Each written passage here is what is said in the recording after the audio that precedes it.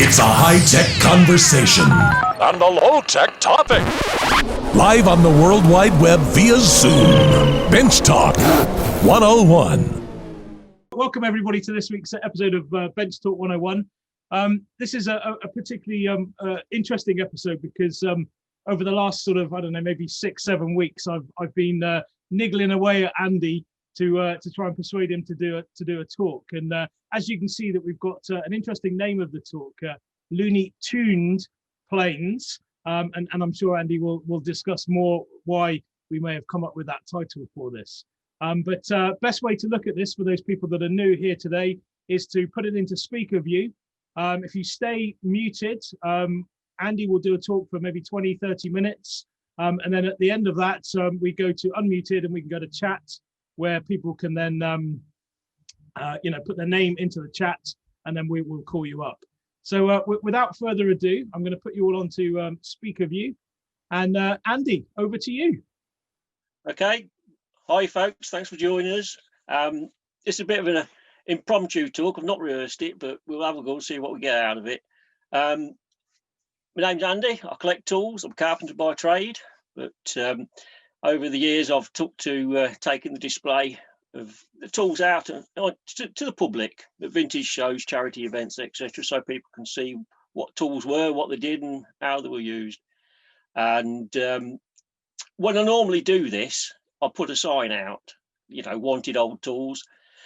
I give out my phone number quite a lot, and you get very few calls back. But one such call was a gentleman saying that he had got 80 moulding planes. Now, I've got a lot of moulding planes already, but it's one of them situations where you need to have a look, because you don't know what's missing. You don't know what they've got. So off we toddled, went down and had a look, opened up his garage, and they're all sitting there. Now, 80 moulding planes is from there down to there, and a lot of them are a bit battered. So I picked out a selection which is along here, with the better quality ones, the unusual ones, and I said, well, I'm really interested in them, but the rest of what I've got already, and they're a bit beaten. But the idea was that he wanted to get rid of them all. So an amicable price was reached, and away I came with all of them. It's turned out to be quite fortuitous that I did take them all, and I'll come on to that in a minute. But the first thing you do when you get planes and you get back home and you've got something unusual, you look it up. Now, these planes had got the maker's name of W. Kendall, and duly look it straight into the British plane makers book, and there's no William Kendall in there, not in York or Bristol. And well, this is the old edition, not the latest edition, I should say. And they weren't in there. So all I could find was no, sorry. No, they weren't in York or Bristol, and I left it at that. Oh, sorry, yes, William Kendall was in there. Sorry, yes, William Kendall was in there, but there wasn't any mark registered for it, which was the unusual bit, because normally if there's one been found, the mark has normally been put in there. So this went down as not knowing whether this was the right one or not. But anyway, the dates for that was 1795 to 1830. So without confirmation, I'm thinking that's about where we are. But the tricky bit was I didn't know what I'd bought. I knew the general moulding planes and what they were, but there were some oddities in there, and I just couldn't work out what they were. But there's a brilliant book, Dictionary of Woodworking Tools, by R.A. Salomon, and when you get in there and have a look around at the various different planes in the plane section, there's a massive section on it, and lo and behold, the one plane that struck out straight away was this one here. I'm not sure how that's working for you, but it's got a very unusual pattern on the bottom, and it matched exactly the plane in Dictionary of Woodworking Tools. That's actually a wedge notching plane. So immediately I'm on a lead here, and I looked at the other planes thinking, because if this is a plane making plane, are the other unusual ones plane making planes? Well, this one next to it actually works in tandem with the other one. And I've got a picture here of it with the two being used. If this works out for you.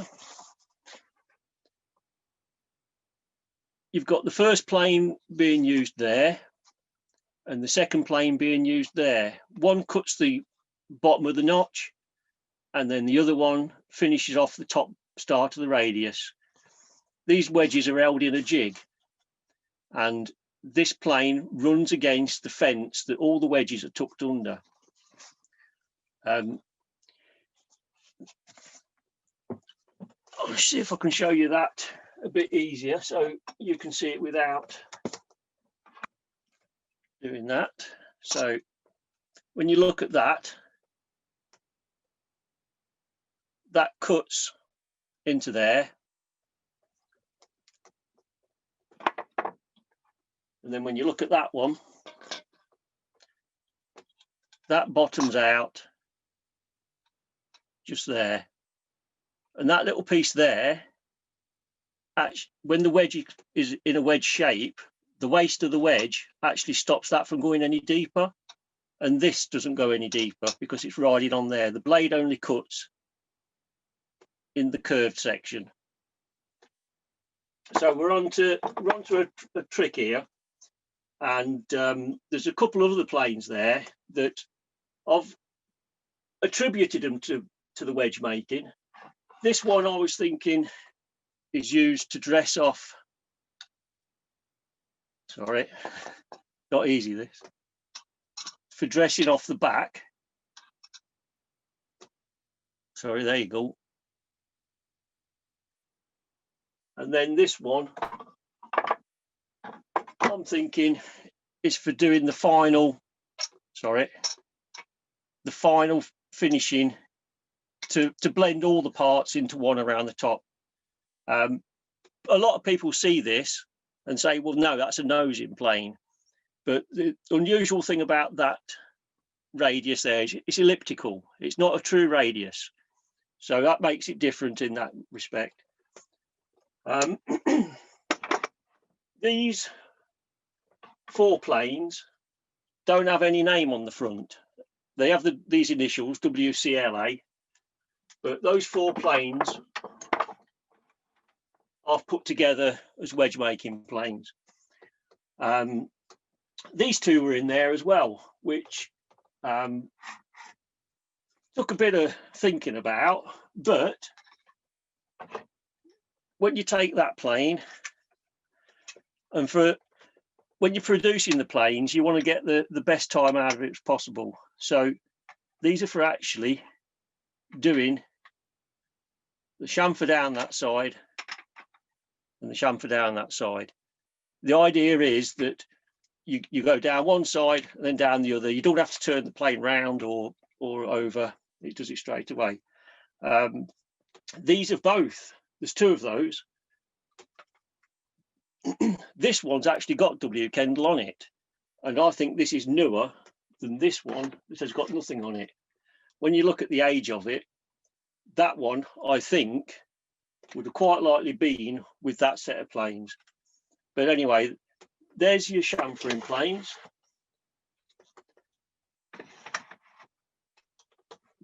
A tricky one was these ones. They obviously came all from the same sort of age when you're looking at the condition of these to the wedge making ones and the chamfering ones. And it wasn't until one day because these are all numbered. That's a number 8. That's a number 8. And I'm thinking, well, what about if we do that? So that is actually a shouldering plane.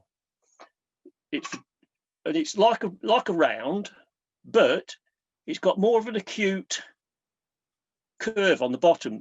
The curve starts here instead of starting at the bottom. So you've got that one there, and each number, 7, 6, 5, 4, and 3, each number of those fits perfectly within those shoulders. Those are very unusual to find. There's a treatise on plane making by W.J. Armour, and I think, if I'm right in remembering, that's about the only mention of shouldering planes that's been found. So we've established that the plane making planes, the unusual thing about these plane making planes is the condition. And what you see there looks just like a finished moulding plane, because it is actually a completely finished moulding plane. That's the tricky thing, because well, that's what threw me a bit, because you don't normally get mother planes in this sort of condition. This is what a workshop mother plane normally looks like. This is a reverse plane. This is a reverse plane. That's fully finished. That's just factory. The wedge is rough. You've got no dressing off, no chamfers, no. It's just square stock, roughly marked out, and then put to use. It didn't need to be fancy because it wasn't going out of the workshop. So there were some more planes here with W. Kendall on. These are just normal hollows and rounds in some respect, but there's a couple of hollows, but they're quite sharp on the bevels again, just like these are. So whether that was part of the process as well, I don't know. The interesting bit about this, like I said, is we've got W. Kendall's name on the front, and it's not common to get a manufacturer's plane maker's name on the front, particularly in fully finished planes like this. So with a bit of research, we've found that W. Kendall was a York maker, and it was a discovery of Peter Rose in Bristol, who came across a newspaper report from the York Herald, 15th of August 1829, and in that it states that Richard Kendall of York will be opening his own plane manufactory, ably assisted by his father, who was the principal plane maker at John Green's for nearly 40 years. This is being opened up in Little Shambles, Oglethorpe Street, near it's Oglethorpe near York Minster. And that's quite interesting, because getting that detail ties William Kendall into the company of John Green's. And with that sort of information, he says almost 40 years. So you can know when William Kendall was working for John Green's.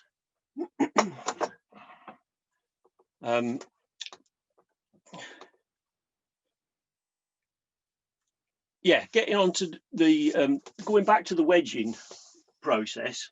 When you're making the wedges, a lot of people think, because you have to use the wedge plane on a carriage or in a jig to cut all the tops of the wedges, and a lot of people think that they took a block of wood and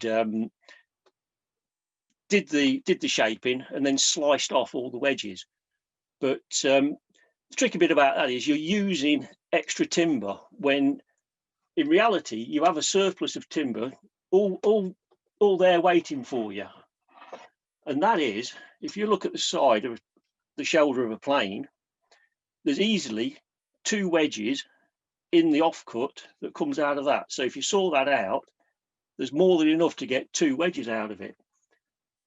So you can say, yeah, well, they get an awful lot of wedges, but when you consider that some planes you don't get any wedges at all, something like that, there's no waste on that plane except for shavings.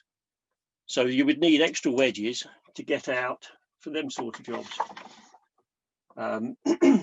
The wedge making jig, I should be made one by now, but I've not, because I need to actually use these tools and establish how they're exactly used. So I'll show you this. This is in Salomons, and this will show you the jig. Sorry, it doesn't show you the jig. That one shows you the plane. Let me see here. There you go. So there's the jig. The wedges are tucked underneath, clamped up tight, and this tool is shown with a very, very small fence.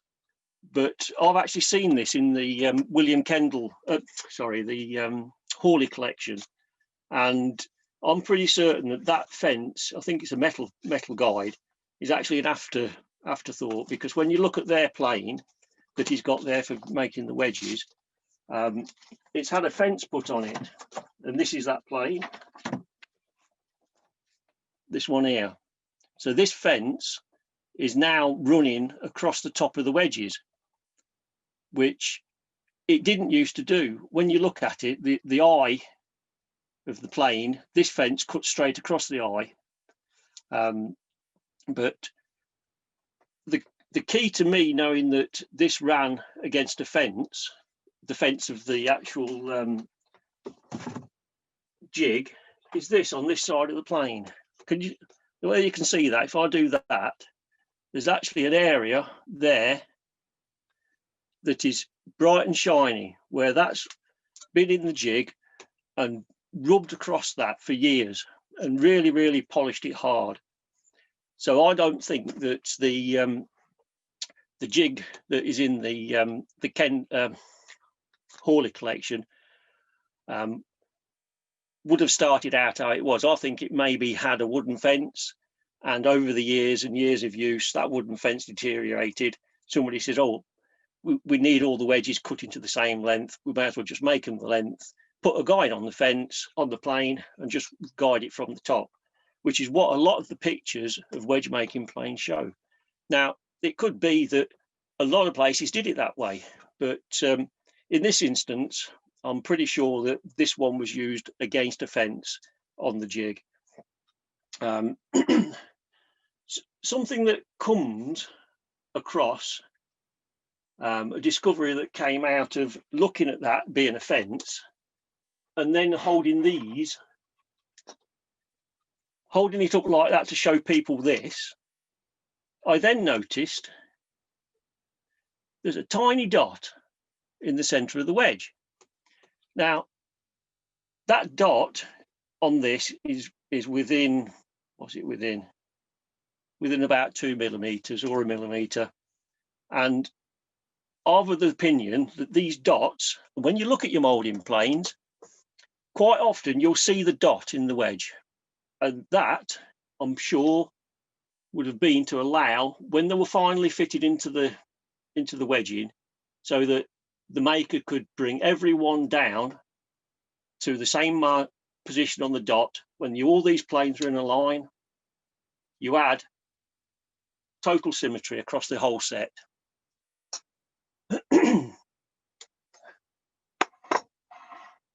Okay, where are we now?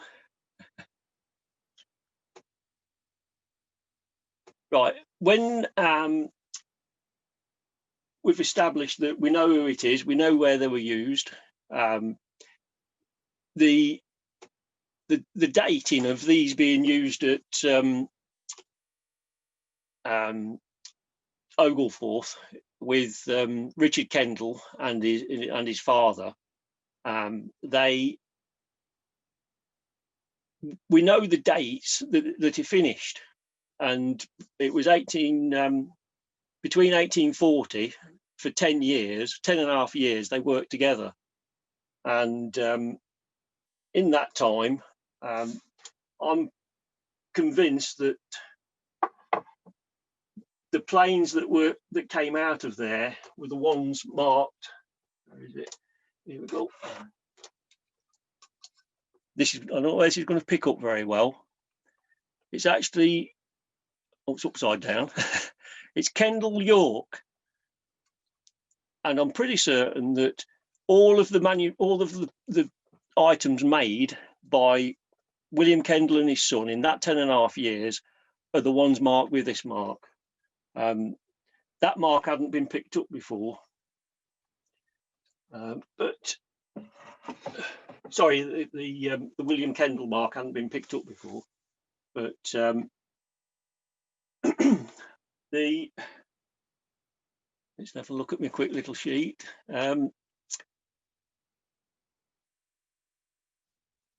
Yeah, going back to the mother plane, that is the reverse. So when you use that plane, you're using that onto the bottom of the plane. So that's a positive. That's the shape of your architrave or whatever you're wanting. So that cuts the that cuts the positive. No, sorry. That's the positive, which cuts the negative, which gives you the positive when you've done. And this one's well, it's a quirk overlow and astragal, or Grecian overlow and astragal. The Grecian overlow and astragal was what Mathesons were calling it in about 1899.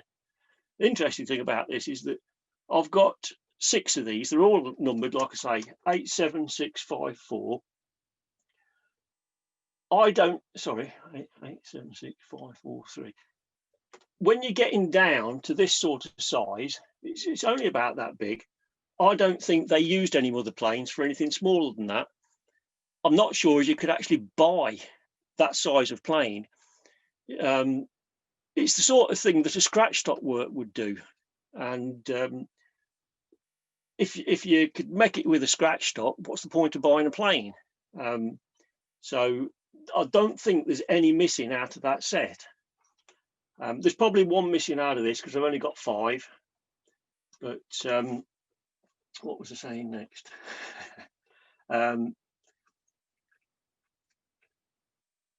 Yeah, just going back on to William Kendall. Sorry, the Kendall York. These planes are all Kendall York, Mark Kendall York, and some of these are as well. So I'm trying to get as many of them as I can. And it's interesting that there is such a variation. They've got standard hollows and rounds and beads, and you've got some really fancy work. I don't know whether they were actually making all this or just buying in and marking, which they could quite likely have done. I mean, to actually come out with something like that, when the amount of time taken to that, you've got to have lathe work, screw cutting work. You could probably go down the road to one of the other manufacturers and say, oh, I want a screw stem plough, and leave the mark off. I want to put my mark on it. And probably that's how that comes about. But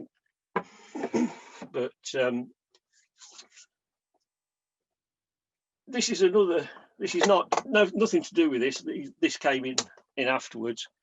But I'm sure that's a mother plane as well for doing the beading. Let's grab a beading. I've not got the same size, but we'll use that one just to give you an idea how it would have been used. Quite, it's way too big. but the round there fits the round there. That's an automatic depth stop, and that's an automatic depth stop. So it would run in and cut down to the line.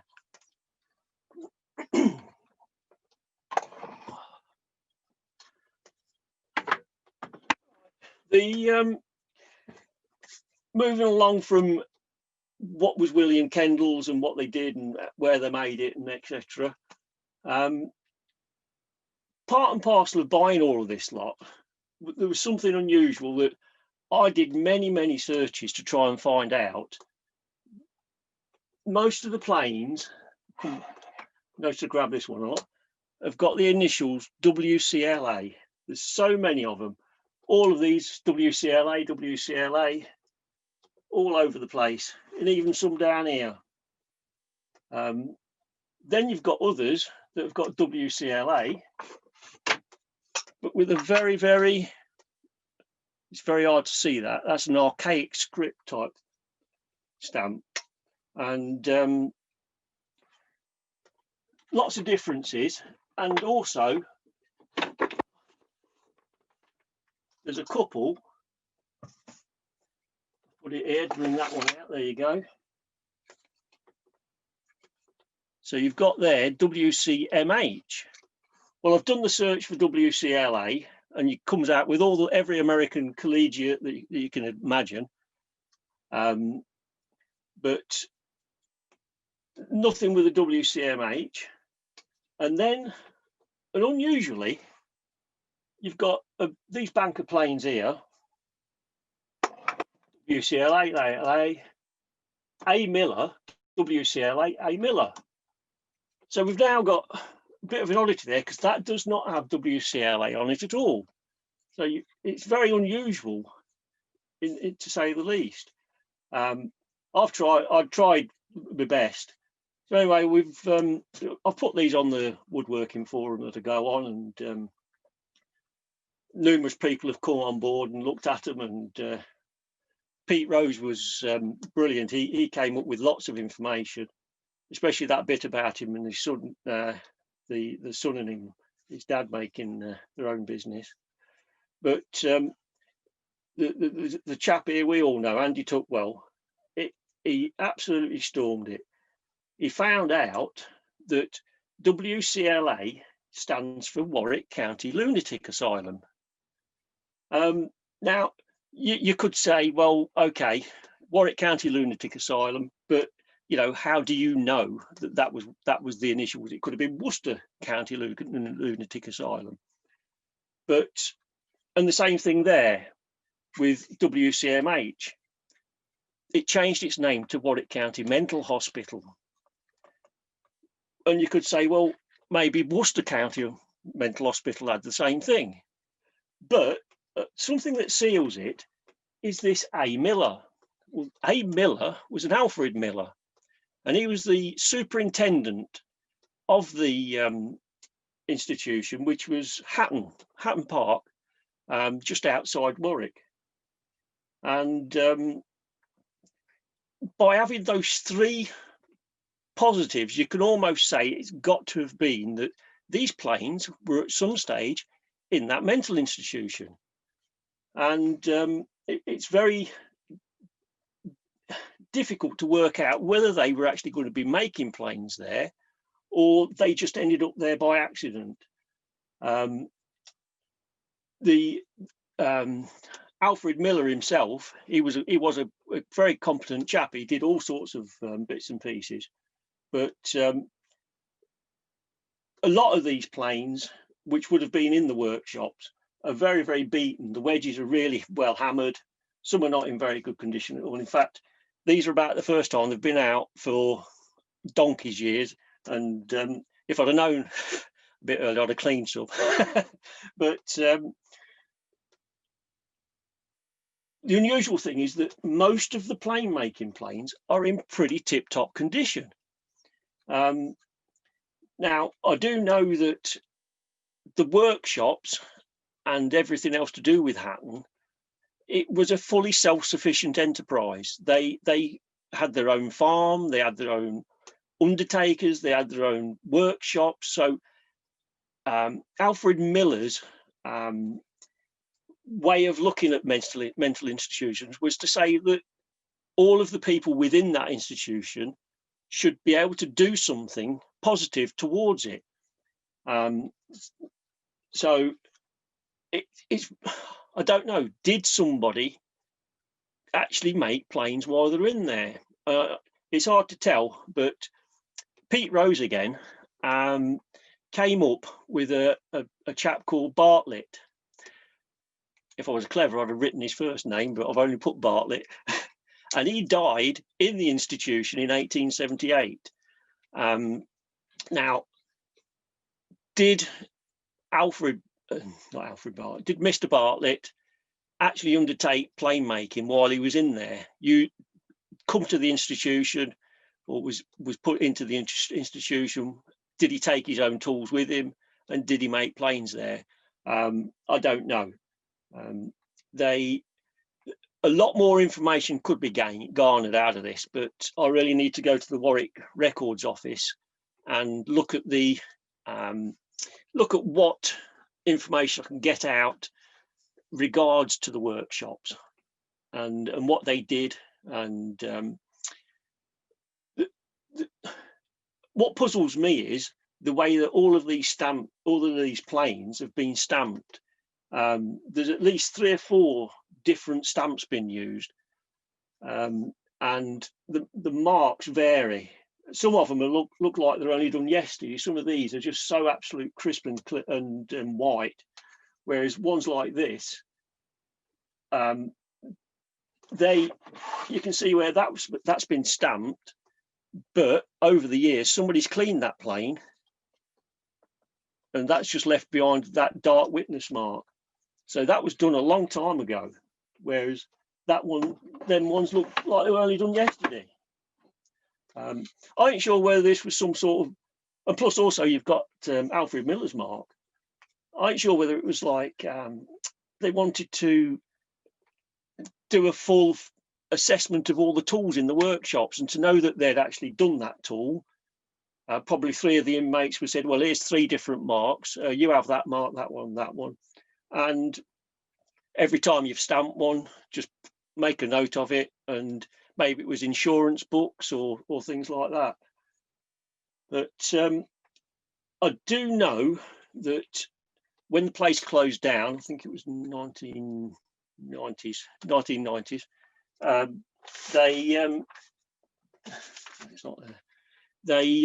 there was an auction. I found out somebody's telephone number, actually, an old lass, and I gave her a ring, and quite out of the blue, I think she was a bit taken aback to get the call, but anyway, so I had a quick word with her, and she was actually in charge of the auction, but she assured me that none of the tools went through the auction.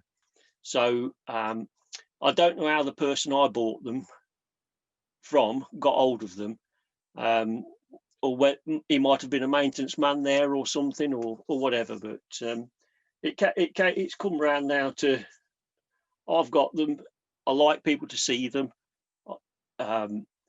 It's normally a lot easier than this, because I actually interact with the people who's standing in front of me. It's normally a one-to-one presentation, but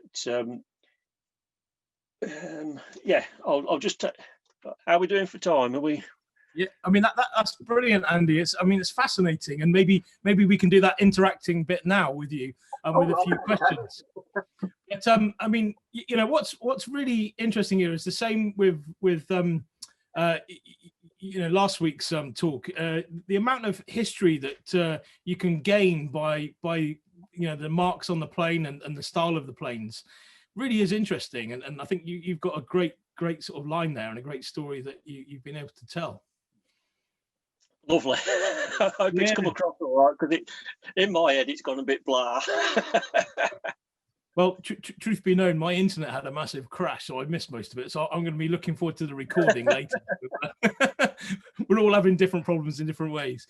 But I tell you, one of the things you said, you know, you pulled up a plane just now, and you said that, you know, this one here has obviously had a clean, and you know, you can see the bit that's done it. I mean, and you also mentioned that you, if you had more time, you would have cleaned them and prepared them for today's talk. What, just talk me through, how would you clean them and prepare them? You know, how do you maintain them? Well, here's my number one candidate. Horriblest, dirtiest bit of rag you got, and let's take a really dirty one. I'll just wipe it over, keep it wiping, and it'll burnish up to, there you go. So you've got all the finish left on it, and all you're doing is you're just wiping off. Usually my rags are a bit more oily, so you take a little bit more off. But you know, just take. It's all you use. So that's about it. I'd actually like to have a go at using some Reviver. Andy Tuckwell's got a recipe on the workshop forum, and I must actually make some Reviver and have a go with it, because it's wonderful stuff. I have seen it used, but from that to that, without taking off anything, it could do with a bit more of a clean than that, but I wouldn't want to take it back.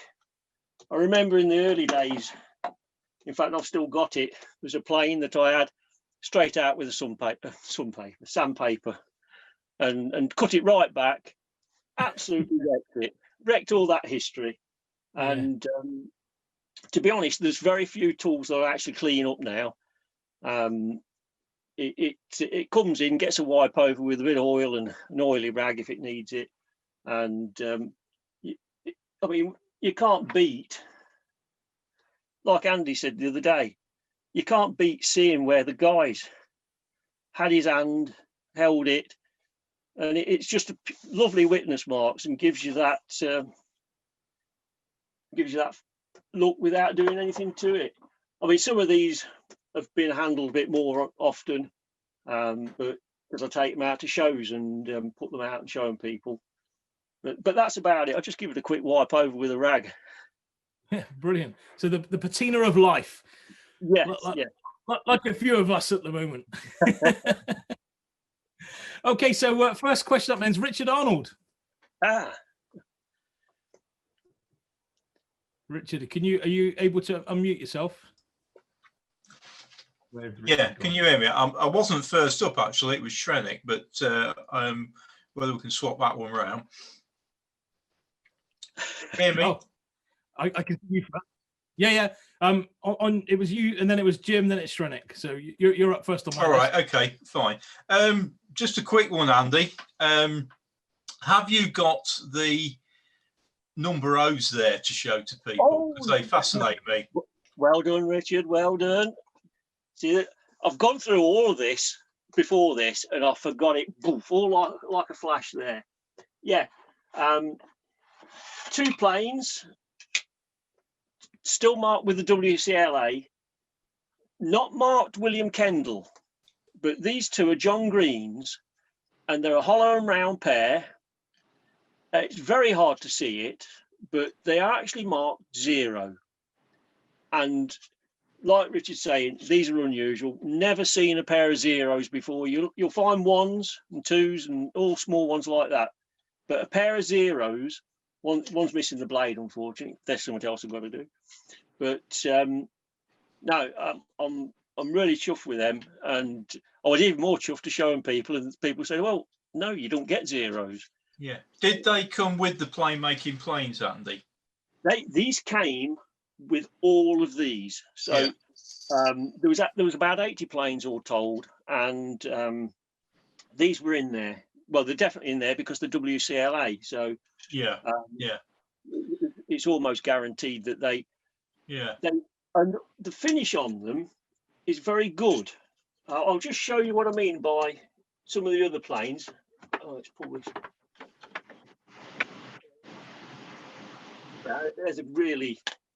That's an original wedge, but most of the planes are as beat up as that. So I'm assuming that these pair came from the same source as the W Kendalls. Yeah, I would presume that maybe the only people that would want a 0 would possibly be a plane maker making tiny quirks on maybe a plough or something. Yeah, that's right. I mean, it wouldn't have been a zero. I did see one the other day. Oh, this is it here. It's a side rebate. But I looked at the moulding on that, and it's a small bead, but it can only be, well, it's less than an eighth of a bead up the edge of there. But that would have had to have been done with a plane, I dare say. But no, I'm pretty certain they would have been part of the kit, as with these other ones, these hollows and rounds. Yeah. Because you need them. Because what I should say is that when you was using a mother plane, you wouldn't have gone and planed away the whole of the bottom of the plane with that. You would have put rebates in, worked with side rebates, side rounds, and took out all the meat, and just left you with this plane to give you that final dressing down to the marks. And these are beautifully squared out on the top, so that you can see without doubt the reference of the angle it's got to be used at on the bottoms of the plane. Thank you, Andy. Cheers, Richard. Thank you. Brilliant. Jim, up for you. Hi, Andy. Thank you so much. It just drags me back a year or two ago when we stood at Richard's charity do, and you did the interview with me on Mother Planes, and we were laughing about the lunatic asylum and that's still up on the YouTube channel. So you know, there's quite a bit more detail in those two videos that we spent about, I think, probably half an hour to an hour talking about. At a subsequent event, Richard gave me this plane, which is marked Gabriel, which is, as you say, unusual that mother planes are marked. But it's a Gabriel of London, the famous Gabriel from the Seat and Chest. And if you look in this top corner, there's a really horrible knot. Now, having got upwards of a couple of hundred Gabriel planes, and anybody that looks at Gabriel planes would realize that he was a superb maker of quality, and he would never have allowed that to go out the workshop. So that was the first indication that Richard had that there's something up with this plane, aside from the fact that it had a very strange profile. It's not it's squared off at the top and then a lip on this side. And it wasn't until you have to get the right plane, obviously, but it wasn't until we looked at, let me get this right. I see what your problem is now, trying to do this. It actually fits on the top of the chamfer of the Gabriel planes of the size. So it's the first, I mean, Richard was thrilled to get it, and he gave it to me because obviously he knew that I collected. It was a wonderful gift. But it's exceedingly unusual to see the mark, which, funnily enough, is only done halfway. So I think he was just half-assed about whether or not he wanted to even mark it. But so to think that this plane was instrumental in making most of my Gabriel collection of that size, I then sort of had to make this one, which I made, which is a half round. And to make this, I used this plane to do the chamfer on it, to finish it off, just to prove that it could do the chamfer that you're talking about. And this is one of a matched pair of, as you know, the side round has a left and a right. And I can never find the other half. You can never find the other half. So I decided to make my first molding plane, which is this one, and to match the other Gabriel. And it just goes to show that you can actually, you know, show the planes in action, and it's all part of the social history and the history of the making of them. And I think what captivated me about Mother Planes was in fact the lunatic asylum, or more correct, mental hospital, or whatever we call it these days to be politically correct, but the fact that it was a community that was self-supporting, and had to be, because there was no government funding. So it was a business. And one thing I'd like to do with you at some point is to pick up on the A. Miller and also the the fact that if they made the planes, was there a mark that came out of that factory, that workshop of that time? And are we missing another connection into a maker of that period? Yeah, like I say, the only connection we've got really at the moment is what Pete Rose came out with Mr. Bartlett. Just looking from a piece of paper with it on, but Is like Bartlett in the new book? Is Bartlett a mark in the new book? oh, very good question. I don't know. I'll have a look. But what you're saying there about the faults on the stock of that plane is another good point, because I've got at least 3 or 4 in this motley crew here that LM Bartlett. Yeah, we've got William Bartlett. That's him. Yeah, listed as Bristol. That's it. Painter and decorator at 1878. Then died in Warwickshire Lunatic Asylum, which is the bit that Pete gave Anne to put in the new. So that closes the loop, and it's a fantastic. Not only is it a fantastic mechanical understanding of how these planes were made in such a fashion that they were made quickly, but it also gives us a social link into, you know, what was happening at the time in institutions of that type. Yeah. Fascinating. So I'll see your mangled up rear end and.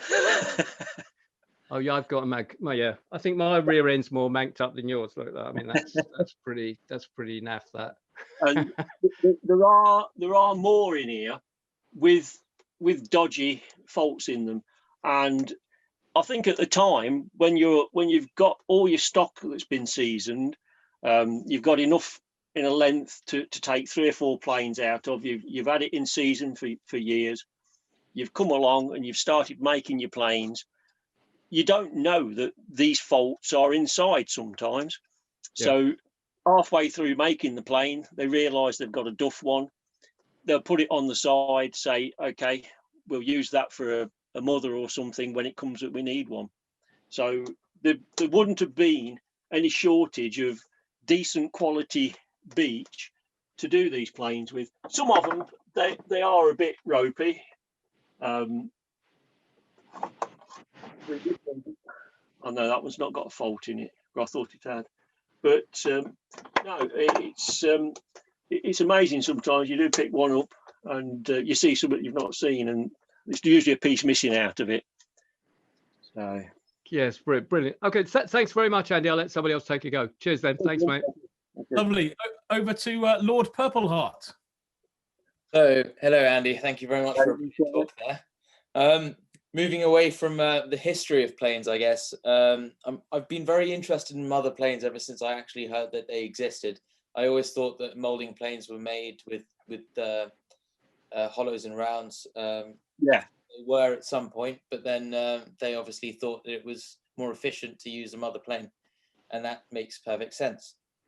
What I might have missed maybe in a previous bench talk, but maybe the question was answered before, but I can't remember the answer to it, was did the grain direction on the mother planes, for example, matter? And did they choose the wood that they would make the plane that they were making from to match to ensure that there was no tear out and so on? I've never seen left and rights of a mother plane as such. They all tend to be your standard right hand with the side escapement onto the bench, with the springing line. That, by the way, that's called a springing line, which is the line that's been put on the plane so that you hold the plane at the angle. I think it's more down to the fact that when they were doing this, using the stock, they worked the stock and picked the stock in such a way that they were always planing with the grain in the right direction, rather than having to have 2 separate planes to do the same thing. Because if you can imagine trying to reverse, you'd almost have to be left-handed to reverse that. And no, so I've never seen any left and right, except for when you look at these.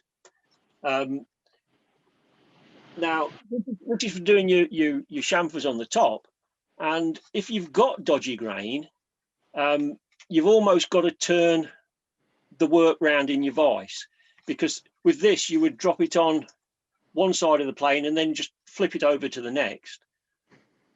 Now, if you were getting tear out there, you'd almost have to turn the plane round and then plane same direction but on the other side of the grain.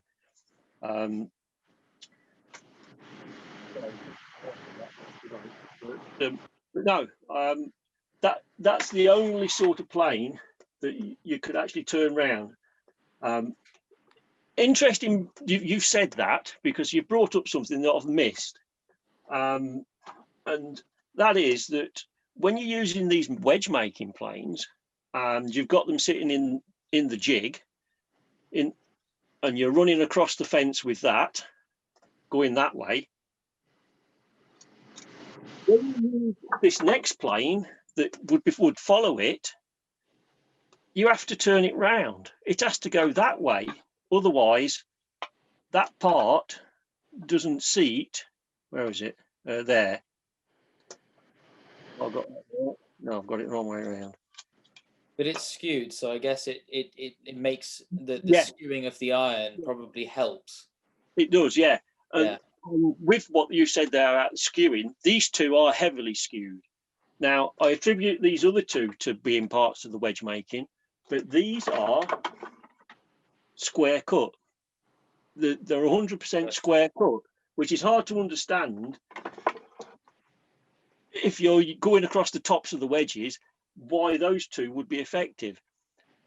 I need to make some wedges and use them planes in the way I think they were used to actually work out whether they were actually for that or for something different.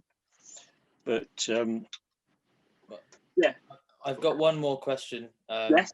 And that's, have you got enough of a set of planes there that a plane maker would be able to replicate the planes that were made previously? If you're looking at this one here, that Quirk overload Astral, there is enough planes there. You've got the planes to do the wedges, you've got the planes to do the shoulders, you've got the planes to do the chamfers, and anything else that was part of it, if it needed it for hogging out, there was a rebate somewhere. I think actually this has been compassed.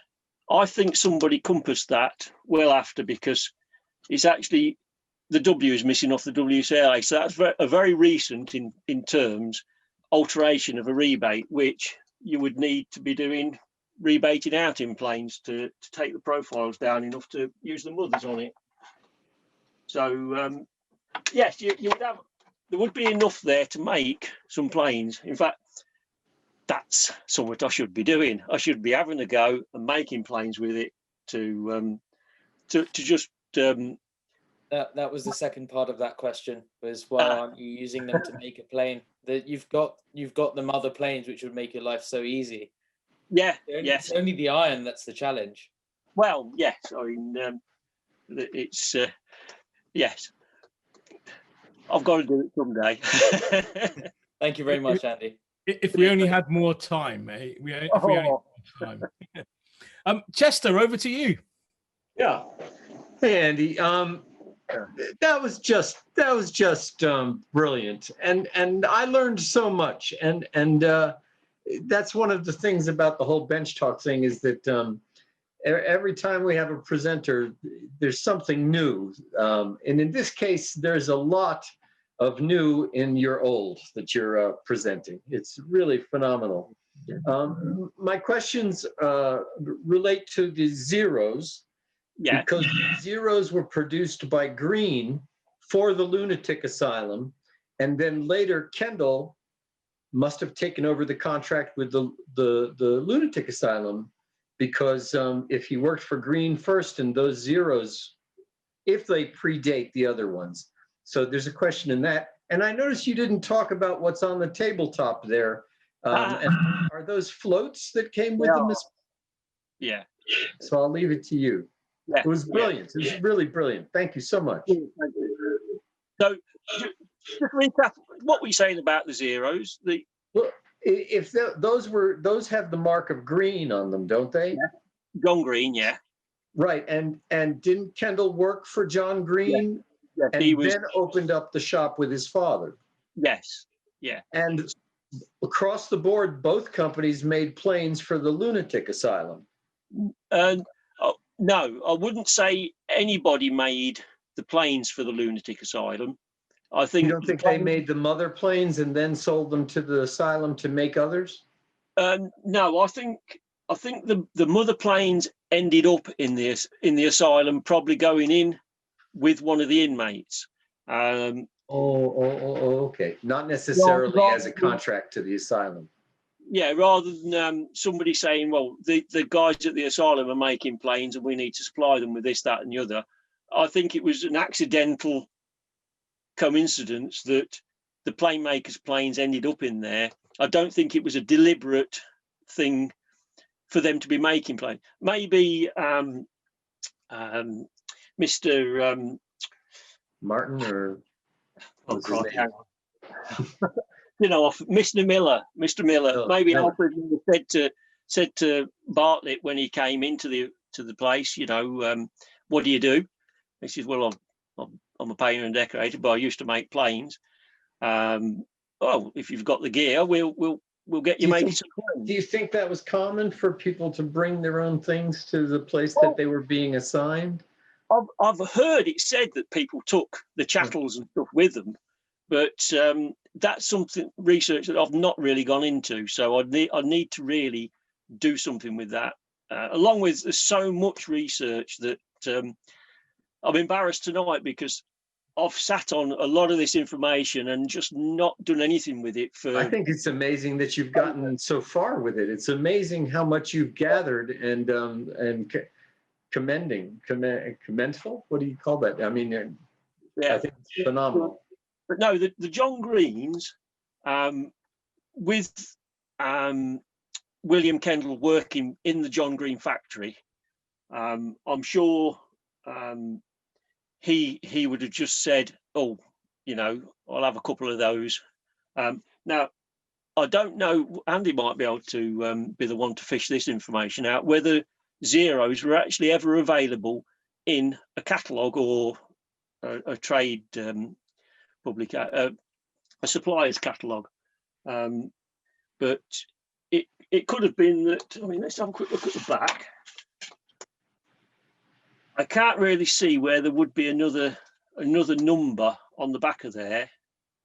In fact, the 0 is actually an O in reality, but that's, I don't think it's a 1 that's been altered. But it wouldn't take much altering to get one down a bit smaller than 1. So it could have been. Then I wondered, could Miller have taken these planes with him when he retired, and somehow it went through his family to where you bought it? Like even the owner that you bought it from could have been the grandson of Miller. Yeah. Now, there's dates to consider. Dates to consider. Where's that bit of paper? It's whether there's a crossover between. Oh crikey!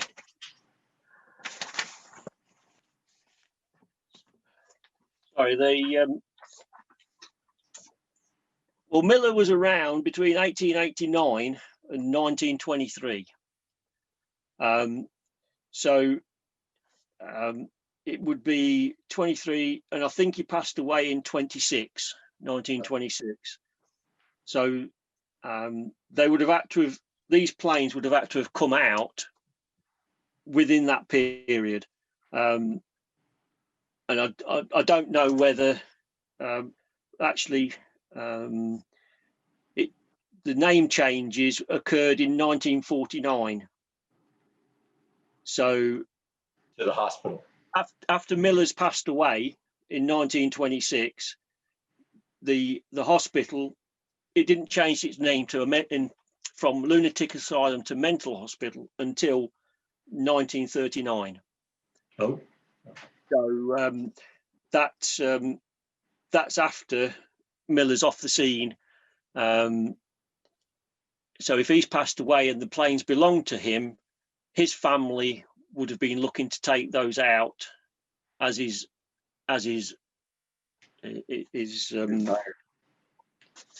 Well, thank you very much. It's just an amazing whole story that you've uncovered, and it's brilliant. It needs writing down properly. Yeah, I agree. I'll buy the book. Cheers. I tell you what would be good for sort of newbies into this, looking at history of old planes for people like myself. It would be great to maybe have like a session where there's a few of us get together and because I know that Andy Tuckwell is really into this big time, where you kind of like tell us, you know, like how did you find out your history on it? You know, where's the best places to look? You know, so because you're looking at carpenters' names, you're looking at plane makers' names, and you're putting it all through and creating these wonderful stories. And it would be great for a session for maybe some of us to have a look at that. Just on the aspects of research. Yeah. How to do it? Where's the best place to find the research? You know, because obviously it's when you got the inside track. You know what's going on. I did a bit of American there. You know, you can help each other out, can't we? So yeah, good. Look, just we've got lots more questions to come, but I just wanted to draw attention to a new person on tonight, which is Phil Morley. Phil, if you want to unmute yourself there, I'll ask you to unmute. This is kind of where I bully people into, you know, coming on and doing a talk, and so I'm bullying Phil at the moment. So Phil, I'm going to bully you to come on next week if you're happy to do that. That is.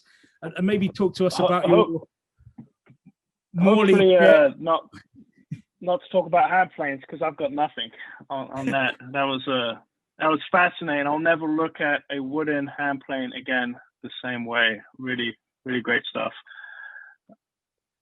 Yeah, I'm more than happy to come on and talk about kind of what I do with my studio and the, you know, my Morley chair and potential teaching in the UK as a class.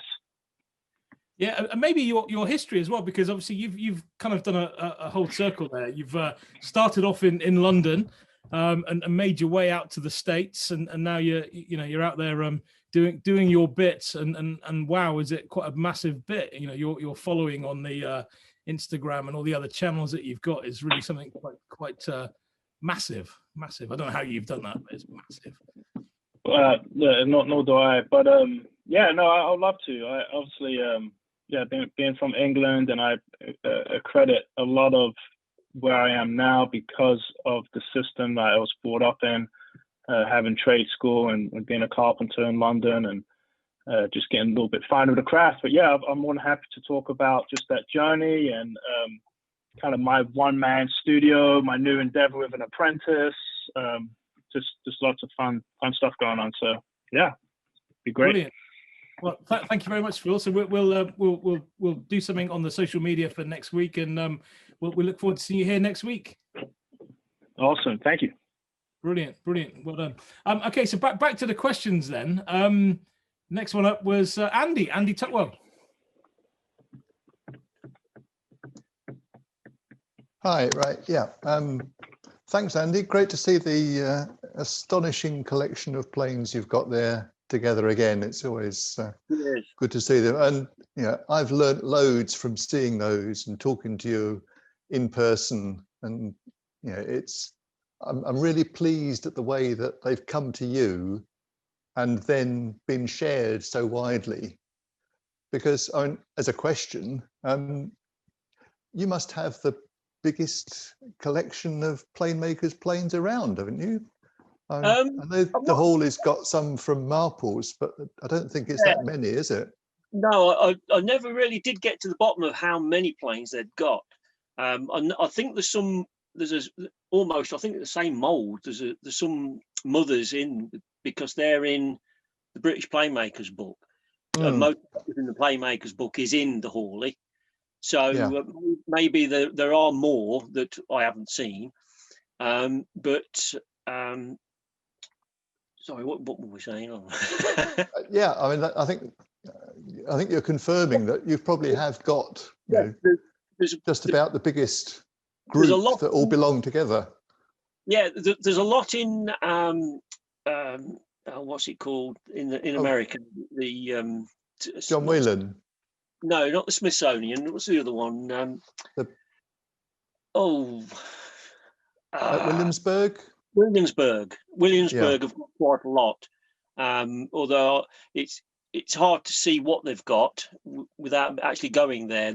I've seen videos online with people going through them, but it's not like standing there and looking at them and studying them. It's almost just a flash past the screen with them.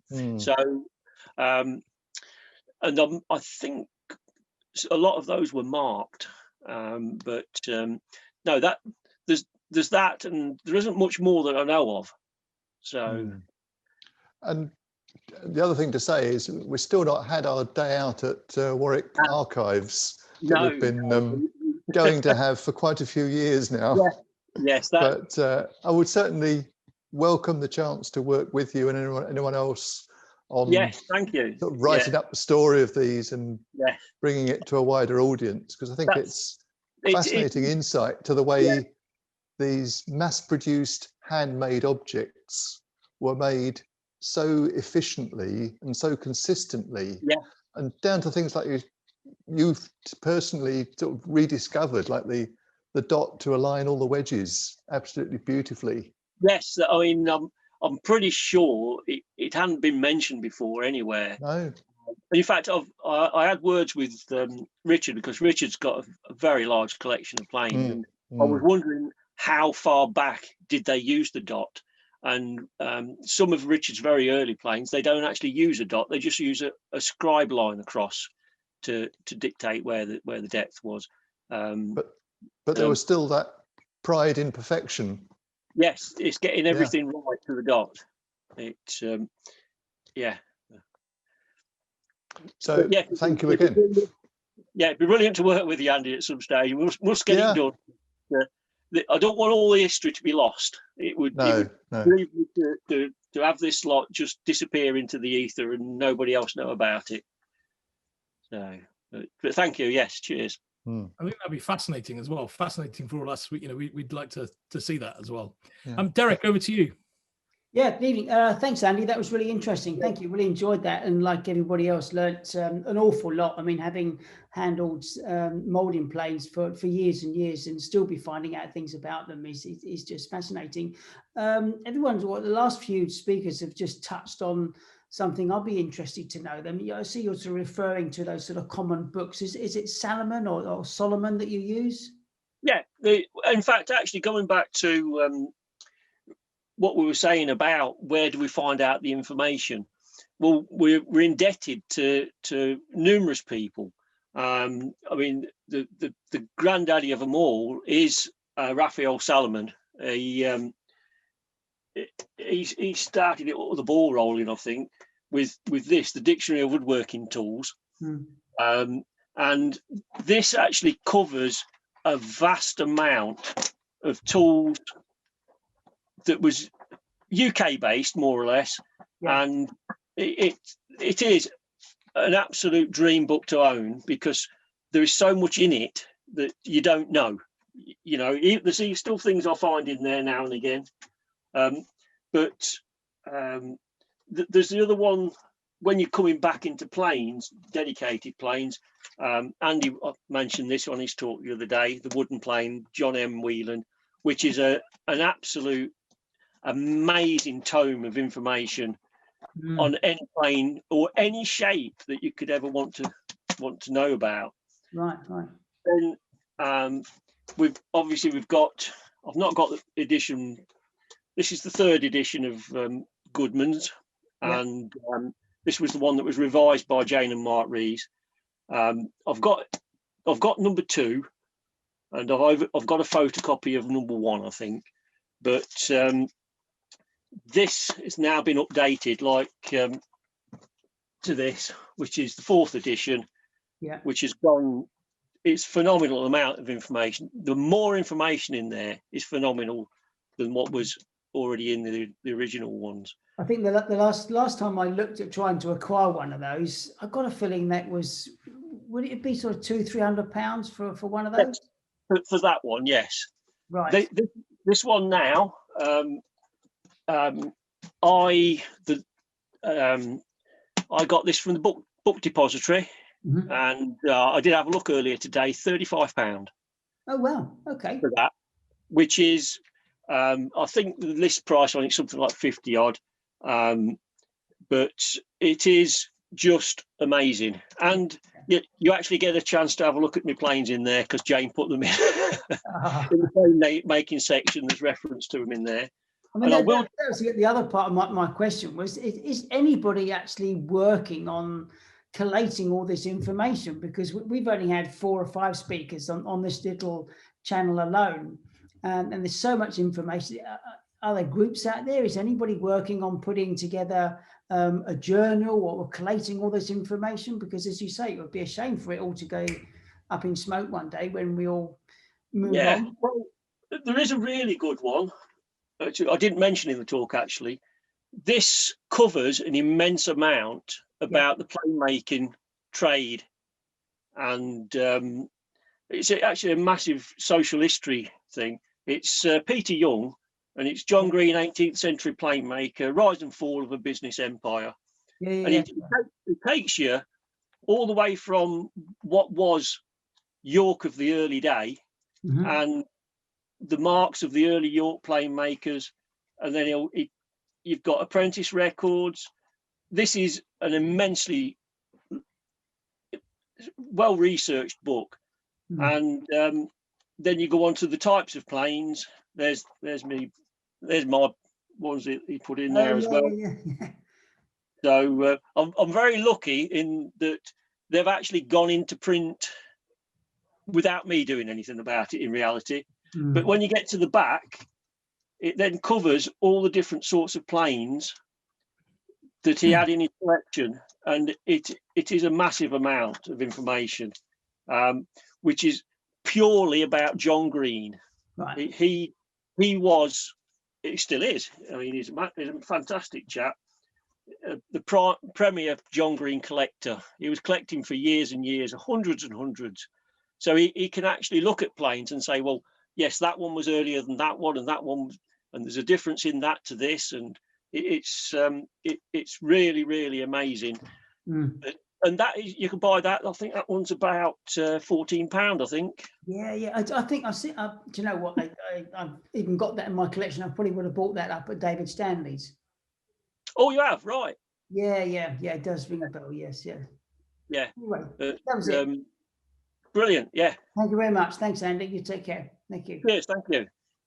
Brilliant. I think when you talk about some of the modern plane makers being in that version 4, I think that Bill's in it as well, isn't he? Yes. There he is. Not?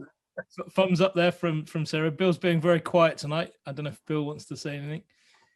Claim his fame there. Okay, next one up is Thiago. Hi. Hello, Andy. Thank you so much. Fantastic presentation on social history and craft history. I was fascinated. I told you last week that I'm a psychologist, and I actually worked in a mental institution. Okay. With patients, and they were not residents. It was an open institution. They used to go there, and one of the activities they could do was woodworking. So I was I was struck when you said that when I understood what Looney Tuned meant. So very, very, very interesting. I have a question. It's a maybe a silly one, but being in Brazil, things are different here. How much you are a carpenter, so how much those molding planes are being used today by joiners and carpenters in Britain, and also if someone would like to chime in from other places. molding planes? Are they still used for making new pieces or for restoration work? How is it? Yeah, I don't think it's done in a great massive scale anymore. We know, I mean, Richard Arnold, I know that he'll use a molding plane readily to produce work that is basically business work, and that you've got a lot of people in the unplugged woodworking zones now that they're turning to using hand tools.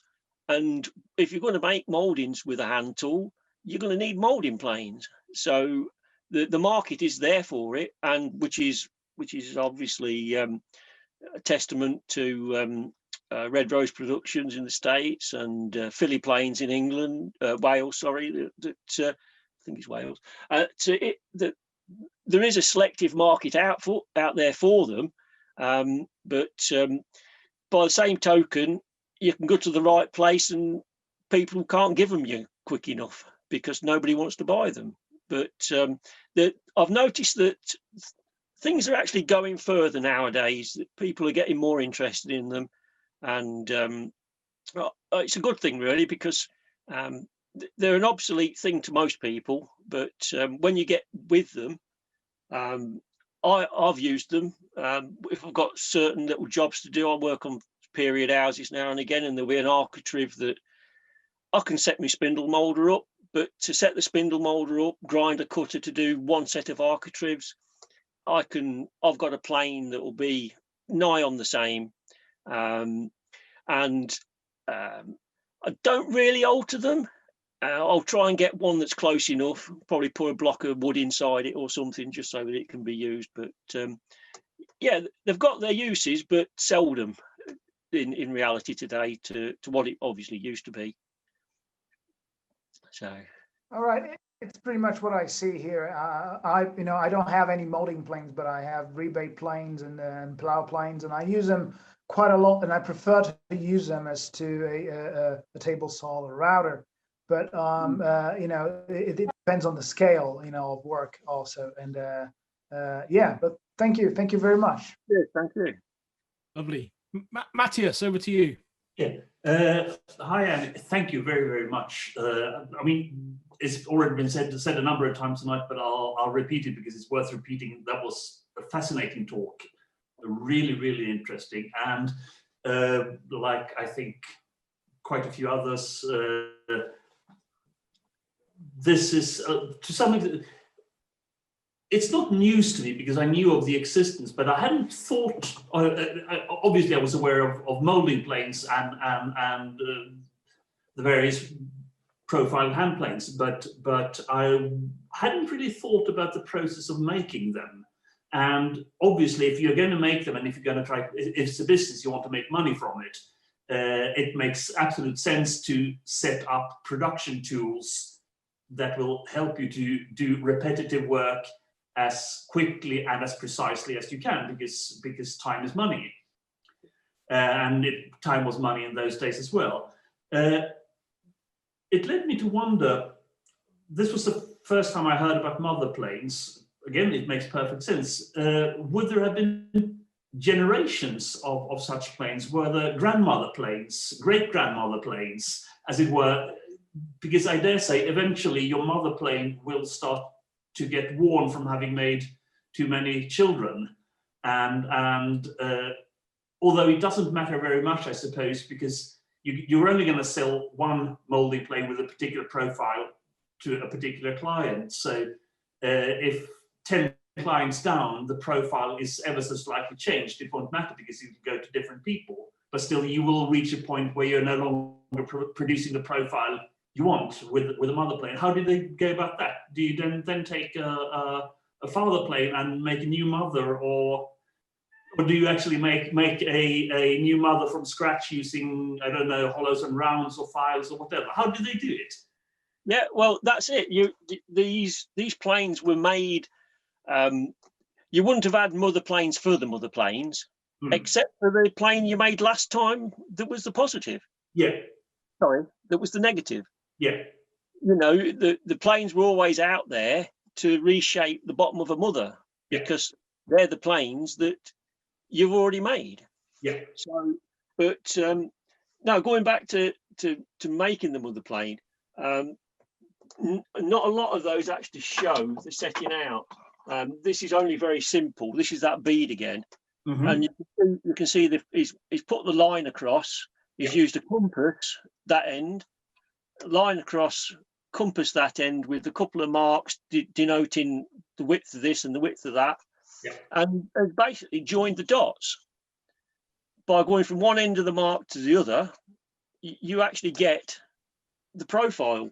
But going back to what you're saying about them getting worn out, like I said, they're not used with anger on the raw billet of the plane. It was all hogged out and would leave you with just enough to take a couple of shavings to get that final dressing. So they weren't necessarily used hard. I'm just wondering if there's. I mean, the thing is as well, they're not boxed. No. A lot of planes, when you're using them for mouldings, you'll see the weak pieces and the pieces that wear away the most have got a bit of boxwood boxing in, but none of these have got boxwood in, except in one on that wedge making plane. But no, they're pretty long lasting. And as long as you're careful with them, they'll last. Well, they've obviously lasted lifetimes. Obviously, yeah. Do you have any idea? I mean, how many planes? Obviously, I dare say there was no such thing as a typical plane maker, but what kind of quantities are we talking about? How many children would a typical mother produce? Do you have some sort of an idea? 10, 100, 10 million? Off the top of my head, no. There are in the Goodman's Playmakers books, Jane has got the information there, which shows you the production numbers of planes throughout the years, and you can actually see then the rise and the fall of the trade. There is somebody somewhere did a calculation as to how many people worked in how many planes a certain person would produce in a year. No, they were paid by piecework and that, and so they had a good idea how many they would be making. But the calculations for that, I don't have. It was a very silly question, so never mind. No, it's very valid because until you know how many planes were being made, you don't realise how big a trade it was. Yeah. Okay, thank you very much, Andy. Yeah, thank you. Lovely, and I think they've lasted 200 or 300 years already, so they may last a lot longer, maybe. Richard Hughes, over to you. Good evening, Andy. My question is about the sequence of operations in plane making. In particular, do you know if to make, say, a number of planes, would you start with a board? I don't know, maybe 5 or 6 foot long, and put the mouldings into that board, and then slice it up into plane-sized chunks, or would they be made individually? Yeah, I think, if I remember right, because just recently the Hawley Collection have released Ken Hawley's amateur film, cine film of when he went to the Marples factory, and they were making a plane in the video, and I cannot remember from Andy will know off by heart, but whether they actually cut the mouth and then shaped the bottom. I can't remember which way around it. I should do. No, it's okay. It's just it interested me as to what the most efficient way of doing it is, and I'm sure they will have worked out the very best way of getting out as many planes per day as possible. Yeah, I mean, we think about it. I mean, you would run the moulding straight down the stock and then cut it off up into lengths and then do the work. That's my idea, but maybe there's some reason why that's not a good idea. Yeah. No, I can't. Sorry. Oh, okay. Well, if anyone finds out, I'd like to know. Thank you. Yeah, well, thank you very much. I mean, really, really good. So I'd like everybody to raise their bench beverages and to toast Andy and the bench. Andy and the bench. Andy and the bench. Cheers, Andy. Cheers. Thank you. Thanks all. It's a high-tech conversation And a low-tech topic. live on the World Wide Web via Zoom. Bench Talk 101.